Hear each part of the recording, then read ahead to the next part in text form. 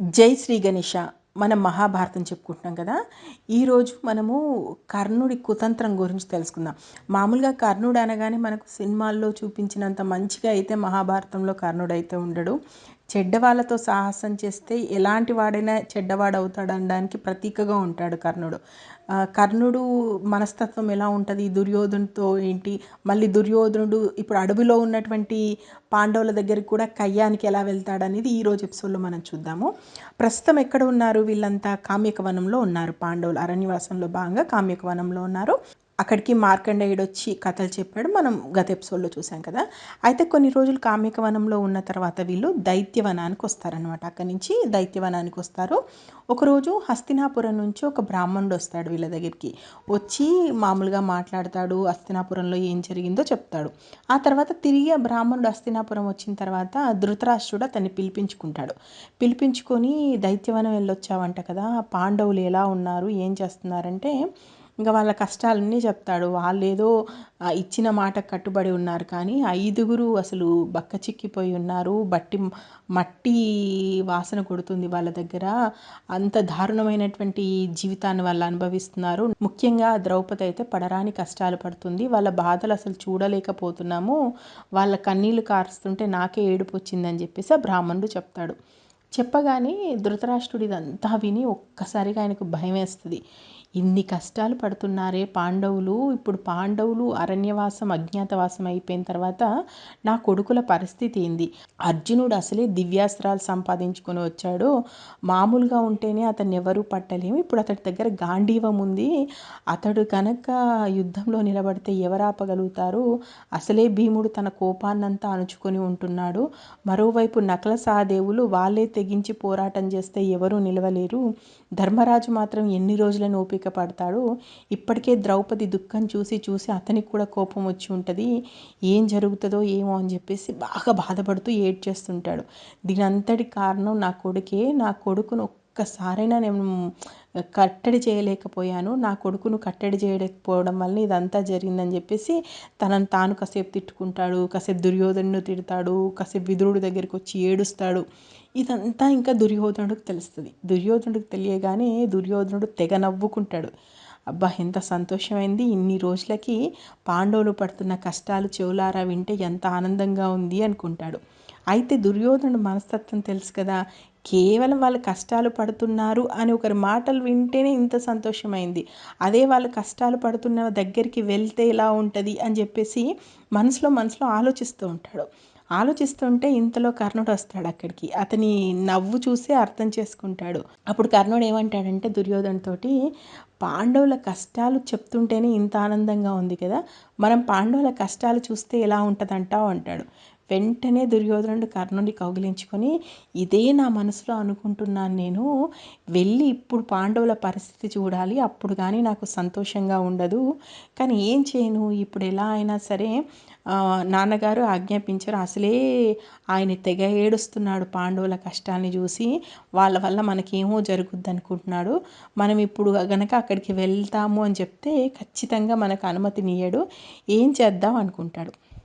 ఇంతలో శకుని కూడా అక్కడికి వస్తాడు. వీళ్ళు ముగ్గురు కలిసి మళ్ళీ ఏం చేయాలని చెప్పేసి ముగ్గురు కాసేపు ఆలోచించుకుంటారు.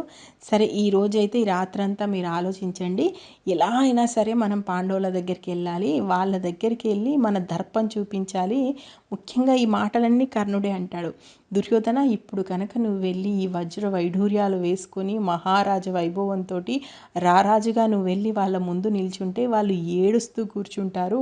ఈ భూమండలం మొత్తం నీకు ఈరోజు మంగళహారతులు పడుతుంది.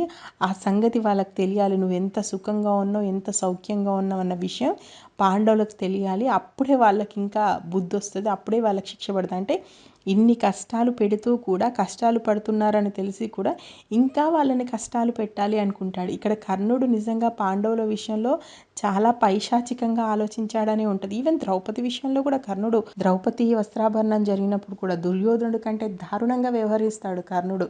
కాకపోతే మనకు సినిమాల్లో ఎందుకో పాండవుల అన్న కాబట్టి అలా చూపించాడు, కానీ కర్ణుడు మాట్లాడినంత కఠినంగా దుర్యోధనుడు కూడా మాట్లాడు. నిజంగా అంత దారుణంగా మాట్లాడతాడు కర్ణుడు చాలా సందర్భాల్లోనూ.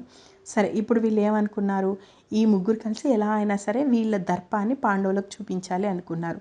దీనికి మరి ధృతరాష్ట్రుడు ఒప్పుకోడు కదా. అప్పుడు ఏం పన్నాగం పండుతాడంటే సుమంగుడు అనేటువంటి ఒక గొల్లవాన్ని పిలిచి వాడికి ఏం చెప్తాడంటే, నీ ఆవుల మంద ఇప్పుడు దౌత్యవనం కూడా వీళ్ళ వీళ్ళ ఇప్పుడు రారాజు, ఇతను భూమండలానికి మొత్తానికి రాజు కాబట్టి దౌత్యవనం కూడా ఈయనాధీనంలోనే ఉంటుంది. సో దౌత్యవనంలో ఉన్నటువంటి మన పశు సంపద మీద క్రూర మృగాలు వచ్చి పడుతున్నాయి, ఆవుల మందలు కాపాడడం కోసం రక్షించండి అని చెప్పేసి నువ్వు రేపు సభకు రావాలి అని చెప్పేసి సుమంగుడిని పంపుతారు. సో తెల్లారుతుంది, సభ వచ్చేస్తుంది, ధృతరాష్ట్రుడు కూర్చొని ఉంటాడు. ఆ సభకు సుమంగుడు వచ్చి ఇట్లా దైత్యవనంలో ఆవుల మందలు చాలా ఎక్కువగా పెరిగిపోయాయి, సాయిగా ఉన్నాం మేము, కానీ మధ్యకాలంలో క్రూర మృగాలు ఎక్కువగా వచ్చేస్తున్నాయి, దయచేసి రాజా మీరు వచ్చి ఆ క్రూర మృగాల్ని చంపండి అంటాడు. వెంటనే కర్ణుడు కలుగజేసుకొని, అయితే వెంటనే మేమందరం పరివారంగా వస్తాము, ఆ క్రూర మృగాల్ని చంపేస్తాము అంటాడు. మళ్ళీ వెంటనే ధృతరాష్ట్రుడు అంటాడు, లేదు లేదు మీరు వెళ్ళడం ఏంటి, నేను ఇంకెవరినైనా నియమిస్తాను క్రూర మృగాల కోసము, అక్కడ అసలే పాండవులు ఉన్నారు, వాళ్ళు తపోదీక్షలో ఉన్నట్టుగా ఉన్నారు, మీరు కనుక వెళ్ళి వాళ్ళతో ఏమైనా కయ్యానికి కాలు దూగితే వాళ్ళ కంటి శక్తి చాలు మిమ్మల్ని నాశనం చేయడానికి, సో మీరు వెళ్ళడానికి వీల్లేదు, నేను ఒప్పుకోను అంటాడు. కానీ ధృతరాష్ట్రుడి సంగతి తెలిసిందే కదా. దుర్యోధనుడు కనుక గట్టిగా పట్టుబడితే వెంటనే అతనికి ధృతరాష్ట్రుని యొక్క దరిద్రమే అది కదా, అంత అంత అతి ప్రేమ దుర్యోధనుడు అంటే ఉన్న ఆ పిచ్చి ప్రేమతోనే అన్నీ పోగొట్టుకుంటాడు కదా. మళ్ళీ దుర్యోధనుడు వెళ్ళి, మేము ఎందుకు వాళ్ళ దగ్గరికి వెళ్తాము, మా పని ఏదో మేము చూసుకొని వెళ్తాము, అయినా వాళ్ళు ఇచ్చిన మాట కట్టుబడి ఉంటారని నువ్వే అన్నావు కదా, కట్టుబడి ఉన్న వాళ్ళు ఉంటారు, నేను నా రాజ్యంలో కష్టం వచ్చినప్పుడు వాళ్ళు ఎవరో ఉన్నారని చెప్పేసి నేను ఎందుకు కలుగజేసుకోను, నేను వాళ్ళ జోలికి ఏం వెళ్ళను, వాళ్ళు నా జోలికి వస్తే ఏం ఊరుకోను, నేను వెళ్తాను అంటాడు. మళ్ళీ అటు ఇటు కాసేపు మళ్ళీ మాట్లాడిస్తాడు. మొత్తానికైతే ధృతరాష్ట్రుడు ఒప్పుకొని, సరే పాండవులతో అయితే పెట్టుకోకండి, మీరు వెళ్ళి రండి అంటాడు. మరి ఇప్పుడు ఈ ముగ్గురు, కర్ణుడు, శకుని, దుర్యోధనుడు, ఈ ముగ్గురు దౌత్యవనం వెళ్తున్నారు.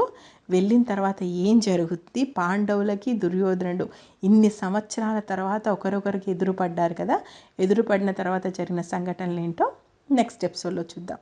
నేను మహాభారతం మొత్తం ఉన్నది ఉన్నట్టు చెప్పాలనుకుంటున్నాను. ఇంకా మనం అరణ్య పర్వంలోనే ఉన్నాం, మొత్తం పర్వాలేయడానికి ఎన్ని సంవత్సరాలు అవుతుందో నాకు తెలియదు, బట్ ప్రయత్నిస్తున్నాను. మీకు నచ్చితే ఆశీర్వదించండి. ఏమైనా డౌట్స్ ఉంటే కూడా కింద మెసేజ్ చేయండి, మనం మళ్ళీ ఇంకొకసారి రీచెక్ చేసుకుందాం. జై హింద్.